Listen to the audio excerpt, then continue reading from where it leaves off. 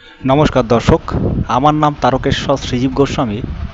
আজকে আপনাদেরকে দেখাবো যেই সমস্ত জাতক জাতিকা বিদেশে যেতে ইচ্ছুক বা বিদেশ যেতে খুব উৎসাহী বা বিদেশ থেকে অর্থ উপার্জন করতে এনারা কিন্তু খুব পছন্দ করেন।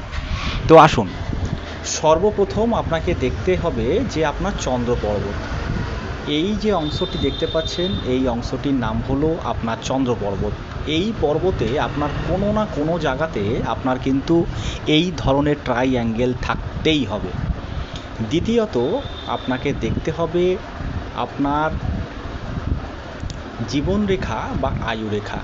এই রেখাটির লাস্টে বা শেষ প্রান্তে একটা কিন্তু দ্বিমুখী স্থান বা দ্বিমুখী একটা কিন্তু আপনার চন্দ্র পর্বতের দিকে কিন্তু গমন করবে এই রকমভাবে। তৃতীয়ত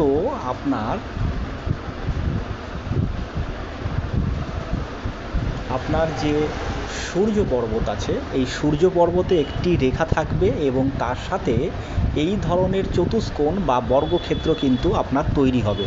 একটা হোক, দুটো হোক, তিনটে হোক, এই তিন ধরনের সাইন যদি আপনার হাতে যদি পরিলক্ষিত হয় তাহলে কিন্তু জানবেন আপনি কিন্তু বিদেশ যাবেন যাবেন যাবেন এবং পরবর্তীকালেও কিন্তু আপনার 80% বিদেশেই থাকার সম্ভাবনা কিন্তু প্রবল।